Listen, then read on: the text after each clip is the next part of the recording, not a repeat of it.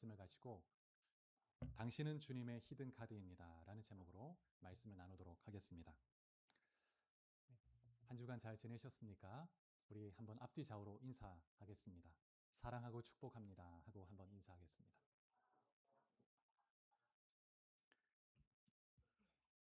에스더서는 구약 성경 가운데서 가장 극적이고 박진감 넘치는 반전의 이야기가 담겨 있는 책입니다. 이 에스더서는 에스라와 느헤미야와 동시대를 배경으로 하는 책이죠. 이 에스라 느헤미야서 같은 경우에는 바벨론에서 예루살렘으로 돌아온 유다 백성들이 예루살렘에서 하나님 나라를 재건하는 그런 과정을 기록하고 있다면, 이 에스더서 같은 경우에는 페르시아에 남아있던 백성들의 삶을 이렇게 기록하고 있는 책입니다. 에스라 1장을 보면 하나님께서 예레미야의 입을 통해서 하신 말씀을 성취하기 위해서 고레스, 페르시아의 황제, 1대 황제 고레스를 감동시키시죠. 그리고 유다 백성들에게 예루살렘에 돌아가서 성전을 건축하라 하는 조서를, 칙령을 내리게 됩니다. 이때 유다 백성들 가운데서 하나님께 감동을 받은 사람들이 다 일어나서 나아갔다, 이렇게 말하고 있습니다. 여러분 기억하실지 모르겠는데 이 감동시키다 하는 이 단어가 참 중요한 단어였죠. 그래서 이 단어는 어떤 뜻이냐면 영혼의 밑바닥을 휘저어서 일으키는 겁니다. 그래서 그 감동시킨다는 뜻이죠. 하나님께서 꺼져가는 그 사명의 불씨를 다시 일으키는 것, 그런 의미가 있습니다. 당시에 페르시아 제국의 포로로 잡혀 있었던 유다 백성들이 한 200만 정도 되었다고 합니다. 근데 그 200만 명의 유다 백성 중에서 하나님의 감동하심에 반응해서 결단하고 예루살렘으로 나아간 자들이 한 5만 명 정도밖에 되지 않습니다. 그래서 2.5%에 불과한 거죠. 왜 그렇게 적은 수가 갔을까 생각해 보면 70년 동안 바벨론에 머물면서 그들이 일구어 놓았던 삶의 터전이기 때문입니다. 그들이 일구어왔던 사업, 재산, 사회적 지위, 이걸 다 포기하고 정말 황폐한, 치안도 되어 있지 않고 인프라도 없는 그 예루살렘에 돌아가야 된다는 것이 너무나 힘들어 보인 거예요. 그래서 쉽게 나갈 수가 없었습니다. 그럼에도 불구하고 200만 명 중에서 2.5%가 결단하고 리스크를 감당하면서 하나님의 부르심 앞에 나간 것이죠. 그래서 하나님은 바로 이 2.5%의 사람, 그 사람들의 결단, 헌신을 통해서 성전을 재건하시고 하나님의 나라를 세워가신 것을 볼 수 있습니다. 그러면 하나님의 부르심 앞에 움직이지 못하고 페르시아 제국에 남아있었던 그 97.5%의 사람, 어떤 사람들이었을까요? 이들은 거친 광야와 폐허로 나아갈 수 있는 결단을 하지 못했던 그런 사람들이었죠. 눈앞에 있는 안락함과 현실에 안주했던 사람들이라고 할 수 있습니다. 그래서 가봐야 고생만 할 텐데 이곳에서도 그냥 하나님 잘 섬기면 돼, 이제 그런 마음이었죠. 그래서 그런 핑계를 대면서 사명의 자리, 그 부르심을 외면한 채 제국 안에서 안정된 삶을 그동안 한 70년 동안 일궈왔던 그 터전 위에서 이렇게 묻혀 살기를 원했던 것이죠. 그런데 그들이 선택한 그 평안해 보이는 그 안주했던 삶은 안전했을까? 그렇지 않았죠. 그들은 페르시아라는 거대한 그 이방 사회에서 이방인으로, 외인으로 그렇게 정체성의 위기를 겪으면서 살아가고 있었습니다. 그러다가 에스더에 나오는 것처럼 아각 사람 하만이라는 사람, 유대인을 지극히 미워하는 사람이 일어나서 이 민족 전체, 유대인, 이스라엘 백성 민족 전체가 하루아침에 정말 씨가 말라질 수 있는 그런 위기를 겪게 되는 것입니다. 그래서 이 97.5%의 사람들은 세상이 주는 안락함 속에서 이곳에 있으면 안전할 거야 라고 생각했는데, 그 세상의 한복판에서 그 안락한 그 터전 위에서 하루아침에 몰살할 수 있는 그런 위기의 벼랑 끝에 서게 된 것이죠. 그런데 에스더서를 보면 놀라운 반전과 위로의 메시지를 볼 수 있습니다. 비록 사명의 자리에 결단하고 나가지 못했고 또 영적으로 안주해서 잠들어 있는 상태였지만 하나님은 그들 가운데에도 그들도 버리지 않고 은혜와 사랑으로 함께 하시고 붙들어 주시고 구출해 주셨다는 것입니다. 그래서 비록 결단하지 못했지만 하나님은 그 백성을 향해서 신실하시고 긍휼을 잊지 않고 놀랍게 역사하시는 것을 볼 수가 있습니다. 자, 그러면 에스더서가 역사적으로 어떤 시대를 배경으로 하는지 좀 더 구체적으로 보겠습니다. 에스더 1장 3절을 보면 아하수에로 왕위에 있은 지 제3년에라고 말하고 있습니다. 아하수에로 왕이 3년째 되는 해에 모든 지방 관리 또 신하들을 다 모아서 잔치를 벌였습니다. 이 아하수에로 왕은 일반 세계 역사에 의하면 크세르크세스 1세로 불려지는 왕인데 세계사 연대에 의하면 이 아하수에로 왕 3년째 되는 해는 기원전 483년경입니다. 기원전 483년. 그럼 이때는 어떤 때였는가? 에스라 1장부터 6장을 보면 스룹바벨과 유다 백성들이 우여곡절을 거쳐서 성전을 재건하는 과정을 볼 수가 있죠. 성전이 완공된 해가 언제냐면 다리오 왕 6년째였습니다. 다리오 왕 6년. 그래서 아수에로 왕의 바로 앞에 있었던 왕이죠. 다리오 6년인데 기원전 516년입니다. 516년. 그렇다면 에스더 1장의 아수에로 왕 3년째로부터 33년 전입니다. 그래서 성전이 재건되고 나서 33년의 시간이 흐른 뒤였습니다. 그리고 에스라 7장에 보면 에스라가 귀환했던 해가 아닥사스다 왕 7년째였습니다. 이 아닥사스다 왕은 아수에로 다음 왕인데 아닥사스다 7년은 기원전 458년경이었습니다. 여기 그림이 나오죠. 그래서 에스더가 활동하던 그 시대 아수에로 왕 3년으로부터 한 15년 뒤, 한 20년 그 뒤에 이렇게 에스라와 느헤미야가 이제 귀환하게 된 것이죠. 그래서 이 에스더서의 배경이 되는 이 시대는 성전이 재건되었지만 아직 에스라와 느헤미야가 귀환하기 이전 상태였습니다. 그래서 지도자, 영적인 탁월한 지도자의 공백 시기였다고 할 수 있겠습니다. 그래서 예루살렘 땅에는 백성들이 영적으로 자신들을 이끌어줄 율법 학자도 없었고 또 눈물로 기도하며 또 정치적으로 아주 영향력을 발휘할 지도자도 없었습니다. 성전은 세워졌지만 예루살렘의 형편은 참담했죠. 그래서 기근도 있었고 가난했고 힘든 상황이었습니다. 여전히 주변 민족들, 사마리아 사람을 중심으로 해서 주변 민족들이 방해하고 위협하고 또 페르시아 왕에게 조서를 올려서 성전 재건과 성벽 재건을 끊임없이 방해했던 그런 힘든 시기였습니다. 그래서 그렇게 힘든 시기를 거치면서 성전은 완공되었지만 그 힘든 시간을 거쳐가다 보니까 신앙이 점점 식어지고 세속화되기 시작한 것입니다. 그래서 이방 여인과 통혼도 하기 시작하고 그래서 영적인 기쁨은 사라지고 신앙의 형식과 껍데기만 남아있는 그런 때였습니다. 그래서 예루살렘에 돌아와 있던 그 백성들은 어떤 면에서 영적인 위기, 정체성의 위기를 겪고 있던 그런 시기였죠. 근데 그러한 때에 페르시아에 있던 유다 백성들, 안전을 택했던 그들은 더 위험한 위기를 겪게 됩니다. 그래서 민족 전체가 하루아침에 멸살될 위기에 처해 있었던 것이죠. 사실 이 위기를 극복하지 못했다면 예루살렘에 있는 유다 백성들도 다 죽임을 당했을 거예요. 그래서 어쩌면 이 페르시아에 있었던 이 에스더와 이 하나님의 사람들의 결단을 통해서 또 예루살렘에 가 있었던 그 사람들도 구함을 받았다고 할 수 있는 것이죠. 근데 하나님께서 이 위기에 처한 이스라엘 백성들을 하나님께서 그 위기에 앞서서 미리 하나님의 사람들을 준비하십니다. 그리고 치밀하게 하나님이 계획하신 그 손길을 통해서 하나님이 반전을 이루어내시고 하나님 백성을 구해내시는 것을 볼 수가 있습니다. 이 에스더의 내용을 우리가 대략 잘 알지만 그래도 간략히 좀 살펴보면서 에스더서가 주는 교훈을 한번 묵상해 보도록 하겠습니다. 1장에 보면 이 페르시아의 왕 아수에로가 그 모든 신하를 불러놓고 잔치를 베푸는 내용으로 에스더가 시작이 되죠. 한 나라의 제국의 왕이 딱 쓰고 나면 항상 그 제국 안에 있는 여러 지역 민족들이 반역을 일으킵니다. 왕이 바뀔 때는 항상 혼란한 시기이기 때문에 반역을 일으키죠.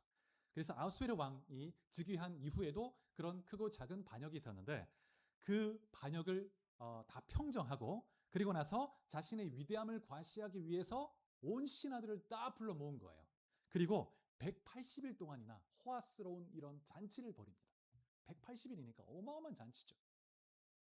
이때 이 아수에로 왕이 술에 잔뜩 취해가지고 자신의 그 안에 왕후의 그 아름다움, 와스티의 아름다움을 자랑하려고 신하들이 다 모여있는 그런 자리에 왕후를 부른 거예요. 약간 술이 취해가지고 부른 겁니다. 근데 이제 와스티가 당시에는 이 잔치를 할 때 보통은 남자 신하들, 또 여인들은 왕후가 따로 이렇게 하는데, 그 남자들 신하들이 있는 곳에 막 왕은 술이 취해 있는데 자신이 불려가서 이렇게 막 하는 게 너무 좀 불편한 거예요. 그래서 왕후가 그 왕의 명령을 거절해버린 거예요. 그래서 이제 이 자존심이 엄청 상하게 됩니다. 아하수엘의 왕이. 그래가지고 이걸 어떻게 해야 되냐 그랬는데, 무무간이라는 이 신하가 어떤 조언을 하냐면, 왕후를 피하십시오. 그리고 조서를 내려야 됩니다. 그래서 어떤 조서를 내리냐면, 모든 페르시아의 이 가정에 남편이 집을 주관해야 된다. 약간은 좀 우스꽝스러운 일이죠. 그런 조서를 내립니다. 그래서 여인들은 다 남편의 권위에 순종해라. 이런 이제 조서를 온 나라에 내리게 된 것입니다. 그리고 나서 그 왕후의 자리를 대신할 새로운 왕후를 뽑는데, 말하자면 미스 페르시아 이제 대회를 연 거예요. 그래서 이제 전국에 있는 그 모든 귀족들이나 탁월한 아름다운 여인들을 다 이제 수소문해서 이제 왕이 있는 그 도성에 이제 보내게 됩니다. 그래서 2장으로 가면 이때 이제 유대인이 소개가 되는데, 모르드게라는 사람과 이제 에스더가 등장하죠. 2장 5절부터 7절에 보면 모르드게가 어떤 사람인지 소개가 되고 있습니다. 이 모르드게는 베냐민 지파 사람이고, 이 사람이 언제 이 페르시아에 왔냐 하면, 유다 왕 여호야긴 왕이 포로로 잡혀올 때 함께 잡혀왔다고 말합니다. 여고냐는 여호야긴 왕인데 2차 포로 때였습니다. 그러니까 BC 597년이죠. 그리고 이때는 BC 483년경이니까 지금 거의 이 모르드게가 10대에 잡혀왔다고 해도 거의 130살 정도 되는 굉장히 나이가 많은 거예요. 그래서 일부 학자들은 이게 지금 나이가 너무 많다. 그래서 이 에스더의 배경, 역사적 배경을 좀 더 이른 시기로 보기도 합니다. 근데 대부분은 이제 나이가 좀 많지만 그럴 수 뭐 없는 법은 없으니까 그래서 그대로 보죠. 그래서 이제 오랫동안 바벨론, 페르시아 시대를 거쳐서 이방 땅에서 오래 살았던 하나님의 사람이었고, 하나님을 경외하는 사람이었습니다. 근데 그에게 조카가 있는데, 부모가 다 일찍 떠나고 세상을 떠나고 홀로 남아있는 에스더라는 조카였습니다. 근데 모르드게가 딸처럼 양육을 했던 것이죠. 근데 이제 이 에스더가 자신이 유대인이라는 신분이 혹시 좀 차별이 될까봐 해서 숨깁니다. 숨기고 이 미스 페르시아 대회에 참가를 하게 되는 거예요. 그런데 놀랍게 하나님이 이 에스더를 왕후로, 미스 페르시아로 딱 뽑히게 하신 겁니다. 하나님의 계획이 그 위기의 때를 앞서서 하나하나 착착착 준비해 가시는 것을 볼 수 있죠. 하나님의 그 계획하심은 너무나 치밀하고 정교합니다. 그리고 이제 어떤 일을 또 하나님이 준비하시냐면, 한 번은 모르드게가 이 대궐의 문 앞에 딱 앉아 있었습니다. 앉아 있는데, 근데 이 왕의 내시들이 반역을 이제 꾸미는 거예요. 왕을 어떻게 죽일까? 근데 우연히 모르드게가 이 사실을 듣게 됩니다. 왕을 죽이라는 이 음모를 꾸미고 있구나. 그래서 이 사실을 에스더에게 전하게 되고, 그래서 이제 그 이야기가 왕에게 전해지게 되면서 그 반역자들은 처형되고 왕이 목숨을 건지게 됩니다. 근데 이 사실이 그 왕궁의 궁중 그 실록에 다 기록이 된 거예요. 다 기록이 됩니다. 그런데 이 모르드게에게 특별한 보상이나 지위가 내려지지는 못했죠. 그냥 가게 된 거예요. 그래서 정말 왕을 위해서 무언가를 이제 공적을 세웠는데 어떤 보상도 없이 어떤 그 상도 없이 그냥 지나간 거죠. 당시로 생각하면 조금 서운할 수도 있는데, 이것도 하나님이 치밀하게 딱 계획해서 나중에 이 사실이 드러나게 하려고 하나님 역사하신 것이죠. 여기까지가 1장, 2장까지의 내용이고, 3장으로 가면 이제 한 인물이 등장하면서 위기가 시작이 됩니다. 하만이라는 인물인데, 왕 다음으로 높은 권력을 차지하는데 아수에르 왕에게 굉장한 신임을 받습니다. 그래서 굉장한 권력을 얻게 되죠. 근데 이 사람이 어떻게 소개되냐면 아각 사람입니다. 아각 사람은 아말렉 후손이죠. 아말렉. 여러분, 그 사울이 베냐민 지파였고, 그리고 하나님이 아말렉 족속 아각 왕을 다 죽이고 진멸하라고 했을 때 진멸하지 못했죠. 그래서 아각 왕을 사무엘이 대신 죽이게 됩니다. 이 사울은 그 진멸해야 되는 그 사명을 이루지 못하고 불순종했는데, 근데 그 후에 사울의 후였던 이 모르드게는 그 아각 사람 하만을 하나님의 섭리 가운데 완전히 이제 진멸하는 그런 장면을 볼 수가 있습니다. 근데 하만은 왕에게 너무나 신임을 받고 권력을 아주 쥔 사람이었기 때문에 모든 사람이 그 하만 앞에서 무릎을 꿇고 절을 합니다. 경배를 합니다. 왕을 대하듯이 막 절을 하는 거예요. 그런데 모르드게는 그렇게 하지 않는 거예요. 사람에게 정말 그렇게 굽신거리면서 그렇게 하지 않는 거예요. 그런데 이 모습이 이 하만의 눈에 너무 거슬리고 기분이 나쁜 거죠. 그래가지고 이 모르드게 이놈을 내가 한번 반드시 죽여야 되겠다. 그렇게 마음속으로 딱 품게 됩니다. 그러면서 모르드게를 넘어서 유다 민족 전체를 내가 죽여야 되겠다. 자신들의 조상이 유대인에 의해서 말살을 당했잖아요. 그러니까 이 유대인들을 내가 말살하겠다. 그런 이제 마음을 갖게 된 것입니다. 그래서 음모를 꾸미기 시작하죠. 여러분, 이 이스라엘과 아말렉의 관계는 교회와 사탄의 나라의 관계에 이렇게 비유해 볼 수 있습니다. 사탄은 끊임없이 사탄도 자신의 수하의 사람을 준비시킵니다. 하나님도 하나님의 사람을 준비시키는 것처럼 사탄도 준비를 시키는 거예요. 시대마다 사탄이 자신의 수하를 딱 준비시켜가지고 교회를 공격하고 시대를 어둡게 하고 전쟁이 일어나게 하고, 이런 하나님이 하나님의 나라 일을 하지 못하도록 사탄도 역사하는 거죠. 그래서 하만이란 사람을 사탄이 딱 준비하는 겁니다. 근데 이제 하만이 유대인을 어떻게 학살할까? 그래서 이제 제비를 뽑아서 날짜를 정합니다. 날짜 잡는 게 참 중요하잖아요, 이 세상 사람들은. 그래서 제비를 뽑아서 정하게 되는데 아달월 13일입니다. 12월인데 13일로 날짜를 딱 받아놓은 거예요. 그리고 이제 하만이 왕의 허락을 얻어서 유대인들이 악하고 이렇게 여러 가지 또 이렇게 모함을 했겠죠. 그래가지고 왕의 허락을 받아냅니다. 그래서 왕의 도장을 딱 찍어가지고 제국 전체 조서를 내리는 거예요. 그래서 유대인들이 이제 전체가 12월 13일에 다 처형이 되는 겁니다. 다 죽는 거예요, 하루아침에. 예루살렘에 있는 백성도 다 죽게 되는 겁니다. 그런 위기에 처하게 된 것이죠. 그래서 이 절체절명의 순간에 모르드게가 베옷을 입고 죄를 뒤집어 쓰고 기도하기 시작합니다. 그리고 페르시아 전역에 흩어져 있었던 하나님의 사람들도 많이 나와서 하나님 앞에 금식하며 부르짖기 시작했죠. 그러면서 모르드게가 왕후 에스더에게 사람을 보냅니다. 그리고 왕에게 나아가서 이 조서를 철회 주시도록 너가 좀 요청해라. 그런데 이제 문제가 있죠. 에스더가 왕후가 아무 때나 왕에게 나갈 수 있는 게 아닌 것입니다. 왕이 부르지 않았는데 왕후가 먼저 왕 앞에 딱 나가는 그거는 죽음입니다. 사형이에요, 사형. 근데 딱 한 가지 예외가 있는데, 왕후가 나왔는데 그 왕의 지팡이, 그 호를 딱 내밀면, 그러면 왕후가 사는 거예요. 생명을 얻는 겁니다. 그러니까 지금 이제 여러분 그 에스더 4장 11절 한번 보시겠습니다. 4장 11절 같이 한번 봉독해 봅시다. 4장 11절. 자, 시작.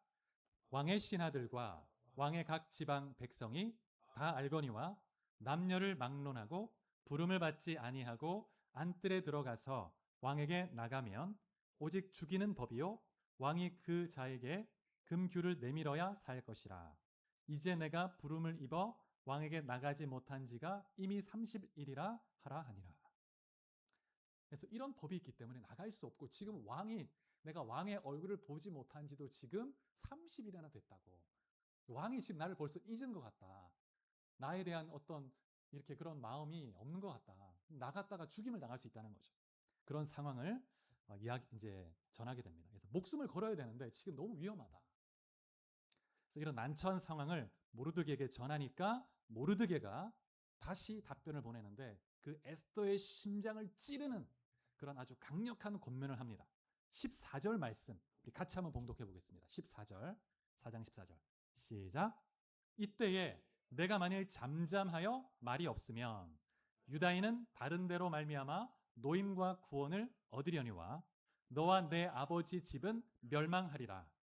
내가 왕후의 자리를 얻은 것이 이때를 위함이 아닌지 누가 알겠느냐 하니. 정말 에스더서에서 정말 그 모르드게의 이 고백은 이 권면은 너무나 놀라운 고백이죠. 모르드게는 확신하고 있었습니다. 하나님이 우리를 구하실 것이다. 하나님은 신실하시고 이 민족을 결코 버리지 않으실 것이다. 이 위기의 때 너가 그 왕후의 자리에 선 것은 하나님이 미리 준비하시고 이때를 위해 너를 세우신 거다.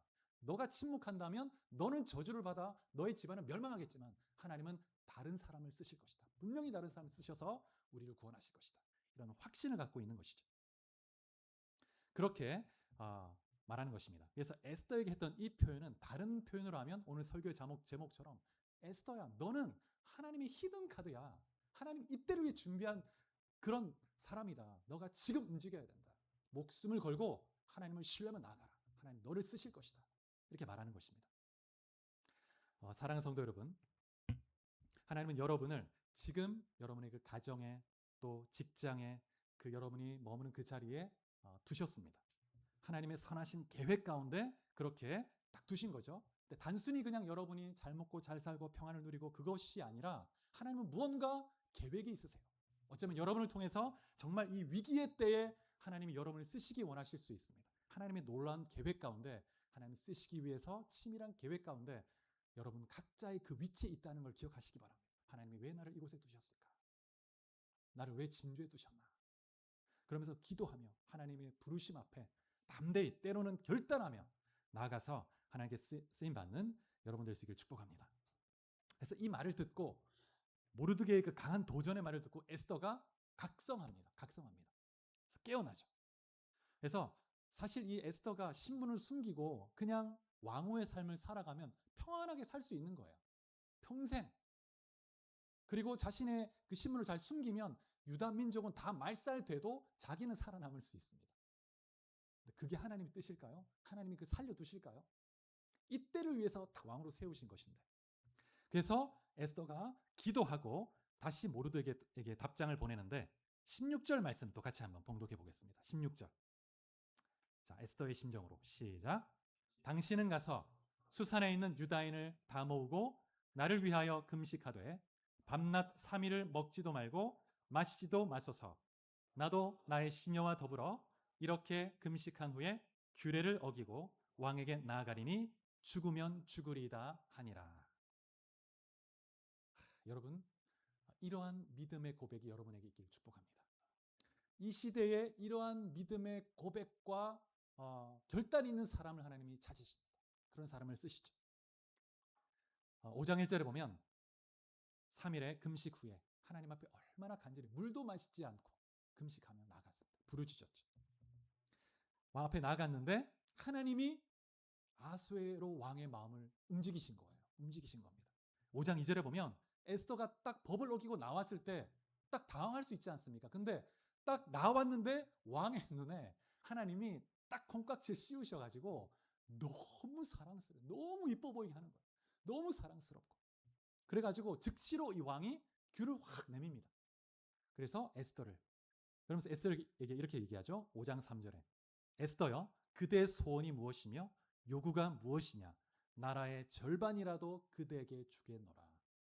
지금 이 아수에로 왕이 이 뒤에 보면 5장, 6장에 이 말을 3번이나 합니다. 3번이나. 원하는 게 뭐냐? 내가 나라의 절반이라도 너에게 주겠다. 말하라고. 여러분, 이 장면을 보면 우리가 성경 전체를 관통하는 복음의 진리를 발견할 수 있습니다. 부름받지 않은 자가 그 왕 앞에 딱 나가는 것은 사형입니다. 법이에요. 법입니다. 이와 같이 우리도 거룩하신 하나님 앞에, 그 하나님의 보좌 앞에 죄인으로 나가는 것은 그냥 사형입니다. 죽음이에요. 하나님 앞에 딱 서는 순간 우리는 바로 죽음입니다. 그 영원한 심판의 직면에 있는 우리, 하나님의 보좌 앞에 나갈 자격도 없고 법적 근거도 없고 의로움도 없는 그런 존재였죠. 그런데 예수께서 우리의 죄를 대신 지시고 십자가 지시고 죽으시고 부활하셨습니다. 그래서 예수의 이름을 믿고 하나님의 보좌 앞에 나갈 때 우리는 하나님 앞에 온전히 받아들여지게 되고 하나님이 우리를 보실 때 너무나 사랑의 눈으로 보시며 내 사랑하는 아들아 딸아, 내가 너를 사랑한다. 내가 널 위해 무엇을 해주랴. 내 아들도 너에게 주었는데 너에게 못해줄 것이 없다. 무엇이든지 말하라. 이렇게 말씀하시는 것입니다. 로마서 8장 32절에 보면 자기 아들을 아끼지 아니하시고 우리 모든 사람을 위해서 내주시니가 어찌 그 아들과 함께 모든 것을 우리에게 주시지 아니하겠느냐 이렇게 말씀하십니다. 여러분, 이 아수에로 왕이 에스더에게 했던 이 말은 하나님께서 여러분 한 사람 한 사람에게 주시는 하나님의 음성인 줄 믿으시기 바랍니다. 내 사랑하는 아들아 딸아, 너의 소원이 무엇이냐? 내가 나라의 절반이라도 주리라. 열방을 구하라. 열방을 유업으로 주리라. 내가 독생자 아들까지 주었거늘 너에게 무엇을 아끼겠느냐? 말씀하시는 것입니다. 여러분, 우리가 날마다 예수 그리스도 이름을 믿고 의지함으로 은혜 보좌 앞에 나가서 하나님의 은혜와 또 능력을 힘입어 승리하는 우리 모두가 될 수 있길 축복합니다. 이 아수에로의 이 말을 듣고 얼마나 안심하면서 감격했겠습니까? 그리고 아마 즉시로 뭔가 말을 할 수 있을 텐데 왕이시여 내 민족 살려주세요 이렇게 하지 않고 참 하나님의 사람 이 에스더가 정말 기도하고 왕이 만약 허락할 때 어떻게 할 것인가 하나님께 지혜를 구하고 지혜롭게 전략적으로 딱 얘기하는 거예요. 근데 먼저 원하는 걸 얘기하지 않습니다. 얘기하지 않고 왕을 초대하는 거죠. 제가 잔치를 준비하겠사오니 잔치 자리에 오시옵소서. 그때 얘기하겠습니다. 그러면서 하만을 초청하는, 같이 오라고 하만도. 그래서 이제 잔치를 열게 되는데, 근데 이때 이제 하만은 어떻겠습니까? 야, 왕도 나를 이렇게 신뢰하는데 왕후도 나를 이렇게 좋아하는구나. 나를 이렇게 존중하고 나를 또 그 자리에 잔치 자리에 초대해 주는구나. 개인적으로 너무 기뻐겠죠.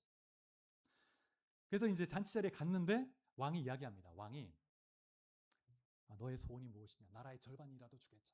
근데 이제 에스더가 다시 이제 잔치 음식으로 섬기고 그러고 나서 내일 한 번 더 오시옵소서. 내일 말씀드리겠습니다. 한 번 더 오시옵소서. 그래서 한 번 더 왕과 하만을 또 초대하는 거예요. 하만이 어떻게 했습니까? 야, 이거는 뭐 나는 이제 왕만 왔으면 내가 왕이다 왕 이러면서 얼마나 오만해 있었겠습니까? 그러면서 그렇게 자신이 우쭐해질수록 이 모르드게와 유대인 우리 민족 나의 조상의 원수 이 유대인들이 얼마나 더 미워졌겠습니까? 그래서 자신의 집 마당에 50규빗 한 25m, 25m면 여러분 이게 엄청나게 높은 그 장대를 준비하는 거예요. 준비해가지고 모르드게를 여기 내가 처형시키겠다. 딱 계획을 세웁니다. 그리고 내가 나아가서 모르드게 처형을 해달라고 왕이 요구해야 되겠다. 이런 딱 마음의 작정을 하고 이제 두 번째 잔치 자리에 나갈 준비를 하면서 잠을 자는 거예요. 그래서 이제 그 다음날 딱 나가서 하만이 딱 얘기하면 왕은 뭐 하만이 하는 얘기를 듣고 그대로 따르겠죠. 그래, 너 당신 말대로 하시오. 하겠죠. 근데 그날 밤에 그 절체절명의 그 밤에 하나님이 또 개입을 하시는 거예요. 하나님이. 근데 그 밤에 왕이 늘 잘 자다가 그날 밤에 딱 불면증이 와서 그날 밤에 잠이 오지 않는 거죠. 그날 밤에. 그래서 엎치락뒤치락 하다가 신하를 부릅니다. 그래서 궁중 이 기록을 가지고 오라고. 실록을 가지고 와서 읽게 합니다. 좀 아무데나 읽어봐. 근데 딱 펴서 읽는 곳이 어딥니까?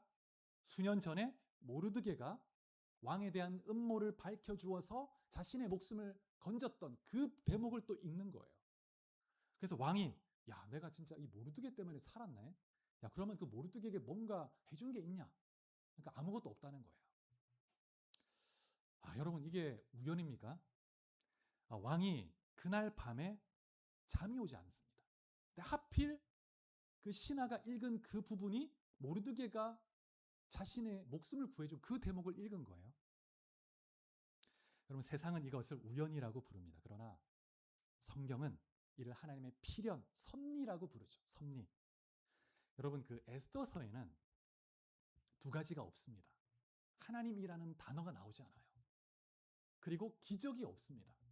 하나님이란 단어가 쓰이지 않습니다. 그래서 유대인들이 이 성경을 이제 딱 39권을 딱 정할 때 그때 에스더서를 두고 고민을 했습니다. 하나님이 한 번도 안 나오는 그런 책인데 이걸 성경에 넣어야 되냐 말아야 되냐. 하나님이 나오지 않아요. 기적이 없습니다. 그런데 하나님이 이름이 나오지 않지만 그 어떤 책보다 하나님의 그 섭리의 손길이 너무나 놀랍게 역사하고 나타나는 책이 이 에스더라는 책이죠. 우리의 인생을 살아가다 보면 하나님이 내 인생에 함께하고 계시나, 야, 내 인생에 정말 기적이 필요한데 기적도 없고 하나님도 멀리 떠나 계신 것 같고 하나님 무엇하고 계신가. 그런데 그러한 때에도 하나님은 정교하게 치밀하게 일하고 계십니다. 일하고 계시고 내가 생각지도 못한 방식으로 도움의 손길을 탁 뻗쳐주시고 기가 막힌 방식으로 반전을 이루어내시는 그런 하나님이시라는 것을 믿으시기 바랍니다. 여러분 어떤 처지에 있든지 낙심하지 않고 주님을 딱 바라보고 나가십시오. 하나님이 반전의 역사를 통해서 원수를 잠잠케 하시고 수치스럽게 하시고 그리고 여러분을 하나님께서 놀랍게 감격의 승리를 맛보게 하실 줄 믿습니다. 그래서 아수에로 왕의 잠을 탁 흔들어 깨우시고 실록을 딱 그 부분을 읽게 하셨던 그 하나님, 기적이 없는 것 같지만 놀라운 기적보다 더 신비로운 역사를 이루셨던 하나님이 우리의 삶 속에서도 우리 일상의 삶 속에서도 함께 하시고 일하고 계십니다. 그 주님을 바라보시기 바랍니다. 다음 날 아침이 되어서 이제 하만이 왕 앞에 나오게 됩니다. 이때 이제 왕이 밤새 그 모르드게에게 어떻게 보상을 해줘야 될까 고민하다가 하만에게 물어보죠. 그래서 왕이 뭐라고 하냐면 왕이 존귀하게 하기를 원하는 사람에게 어떻게 해줘야 될까 이렇게 물어봅니다. 물어보는데 모르드게를 염두에 두게 한 말인데 하만은 어떻게 생각했을까요? 착각을 하는 거예요. 이 오만해가지고 야, 이 왕이 나에게 뭔가 해주려고 하나 보다. 착각도 이런 착각이 없죠. 그래서 6장 7절로 9절에 보면 이 하만이 자신의 입으로 그렇게 죽이고 싶어하는 모르드게에 대해서 이런 말을 하게 됩니다. 제가 읽어보겠습니다. 왕께 아뢰되 왕께서 사람을 존귀하게 하시려면 왕께서 입으시는 왕복과 왕께서 타시는 말과 머리에 쓰시는 왕관을 가져다가 그 왕복과 말을 왕의 신하 중 가장 존귀한 자의 손에 맡겨서 왕이 존귀하게 하시기를 원하는 사람에게 옷을 입히고 말을 태워서 성중 거리로 다니며 그 앞에서 반포하여 이르기를 왕이 존귀하게 하기를 원하는 사람에게는 이같이 할 것이라 하게 하소서 하니라. 자신에게 이렇게 해주기를 기대하면서 얘기를 했는데 근데 왕이 그 말을 듣더니 모르드게에게 이같이 하라 하는 거예요. 벌써 하나님의 이 반전의 역사가 시작이 되고 이 하만의 몰락이 시작이 되는 겁니다. 그래서 에스더의 이제 결정적 전환점이 되는 거예요. 그래서 이제 하만이 모르드게를 말에 태워서 하만은 이제 종처럼 마부가 돼서 말을 탁 끌고 가면서 이렇게 외치는 거예요. 외치는 겁니다. 얼마나 그 속이 부글부글 끓었겠습니까? 그리고 7장에 보면 왕이 하만과 함께 에스더가 준비한 두 번째 잔치에 가게 됩니다. 그리고 왕이 또 다시 물어보죠. 나라의 절반이라도 줄 테니 원하는 걸 내게 얘기하라. 그때 이제 비로소 에스더가 이제 막 미루다가 딱 얘기합니다. 7장 3절 4절에 나오는데 같이 한번 읽어볼까요? 7장 3절 4절. 7장 3절 4절. 자, 같이 봉독합니다. 시작. 왕후 에스더가 대답하여 이르되 왕이여 내가 만일 왕의 목전에서 은혜를 입었으며 왕이 좋게 여기시면 내 소청대로 내 생명을 내게 주시고 내 요구대로 내 민족을 내게 주소서. 나와 내 민족이 팔려서 죽임과 도륙함과 진멸함을 당하게 되었나이다. 만일 우리가 노비로 팔렸더라면 내가 잠잠하였으리이다. 그래도 대적이 왕의 손해를 보충하지 못하였으리이다 하니. 이 말을 듣고 왕이 깜짝 놀라죠. 누가 감히 이런 짓을 꾸민단 말이냐. 그러자 에스더가 얘기합니다. 바로 이 사람 하만입니다. 왕 앞에서 딱 얘기하는 거예요. 자신이 신임했던 신하가 이런 악한 일을 꾸몄다는 것이 믿겨지지가 않았습니다. 그래서 왕이 너무 흥분해서 잠시 자리를 비우죠. 야, 이게 도대체 내 그렇게 믿었던 하만이 왜 이런 짓을 꾸몄지? 왕후가 유대인인 것을 몰라서 그랬나? 이러면서 막 잠시 자리를 비웠습니다. 이때 이제 하만이 야 이제 나는 끝났구나, 죽었구나. 목숨을 구걸합니다. 에스더에게 막 매달리죠. 그러면서 막 그 치맛자락 붙들고 막 매달렸겠죠. 그때 또 하만이 들어오는 거예요. 왕이 들어온 거예요. 왕이. 그 장면을 딱 보았을 때 왕이 어떻게 보았겠습니까? 이 미친놈이 왕후를 겁탈하려고 하는구나. 그래서 지금 신하들이 그를 얼굴을 다 가린 다음에 딱 싸잡고 이제 처형을 내리게 됩니다.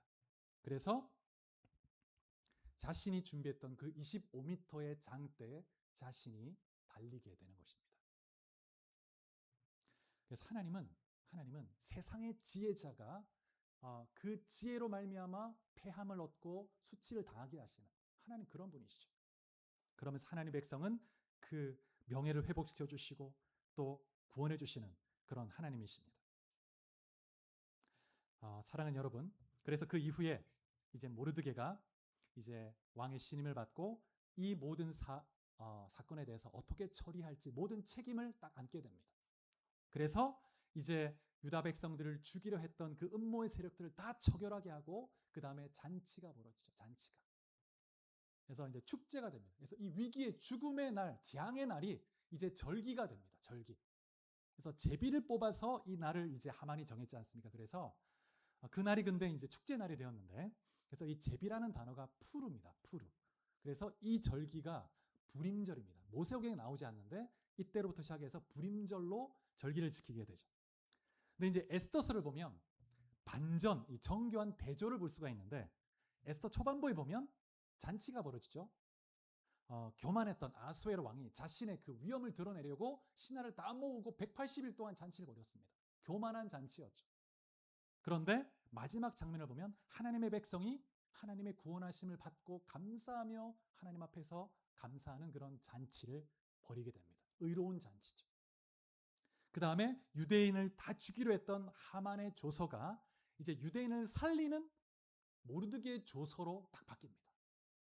그리고 하만의 교만은 낮아지고 모르드게의 겸손은 이제 높아져서 페르시아의 2인자 자리에 오르게 되는 것입니다. 여러분, 누가 이 완벽한 반전의 스토리를, 드라마를 이루어 가셨습니까? 여러분, 이름 한 번 등장하지 않지만 하나님께서 이 반전의 드라마를 딱 주도하신 거예요. 여러분, 하나님은 역전의 용사라는 것을 기억하시기 바랍니다. 그래서 성경을 보면 하나님은 정말 이 마지막 순간에 결정적 한 방으로 반전을 이루어내시는 그런 역사를 즐기시는 분인 것 같아요. 홍해에서도 진퇴양난이었죠. 야, 이제 끝났구나, 끝났다. 근데 그 홍해 바다를 가르시고 그 밑에 길을 만들었을지 누가 알았겠습니까? 아무도 몰랐죠. 그리고 마귀 사탄도 예수를 십자가에 죽이면 나무에 달린 자는 저주를 받은 자라 인식되기 때문에, 야, 그러면 유대인들도 야, 이 예수라는 자는 저주받은 자야. 그러고 그냥 끝날 거다 생각했죠. 딱 죽이면 끝나는 줄 알았는데 하나님이 반전, 부활을 할 줄 누가 알았겠습니까? 마귀도 몰랐던 거예요. 하나님은 이런 방식으로 놀랍게 역사하시고 반전을 이루어내시죠. 그래서 여러분, 끝까지 낭망치 않고 끝까지 하나님을 신뢰하고 나아갈 때 하나님은 그 마지막 순간에 반전을 이루어내십니다. 놀라운 일을 행하신다는 것을 믿으시기 바랍니다. 그러니 여러분, 낙심하지 말고 하나님이 침묵하시는 것 같은 그런 마치 포르기 같은 삶을 지나고 계시다면 하나님은 무대 뒤에서 완전한 시나리오를 가지고 착착착 움직이고 계시다. 그 하나님을 신뢰하고 주님을 바라보시기 바랍니다. 여러분, 오늘 이 에스더서를 통해서 역사의 무대 뒤에서 정말 놀랍게 반전의 드라마를 이끄시는 그 하나님의 손길을 보았습니다. 하나님은 우리의 삶에도 그렇게 동일하게 역사하십니다. 에스더서 가운데 역사하신 그 하나님, 그 이름도 없이 빛도 없이 기적도 없는 그런 상황이지만 하나님은 놀랍게 일하신 것처럼 여러분의 삶에도 하나님이 동일하게 일하시고 역사하고 계십니다. 여러분, 2026년 이 대한민국, 악한 영들은 끊임없이 시대마다 하만 같은 자를 세워서 하나님은 하나님의 일을 하지 못하도록 방해하죠. 그리고 시대마다 하만이 만든 그 조서 같은 그 조서를 통해서 하나님의 백성을 공격하고 핍박하는 것입니다. 그래서 이러한 시대, 여러분과 제가 이 마지막 때로 갈수록 사단은 더 발악할 겁니다.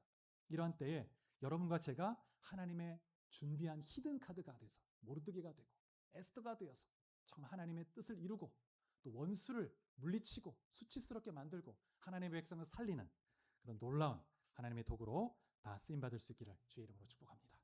할렐루야. 같이 기도하시겠습니다.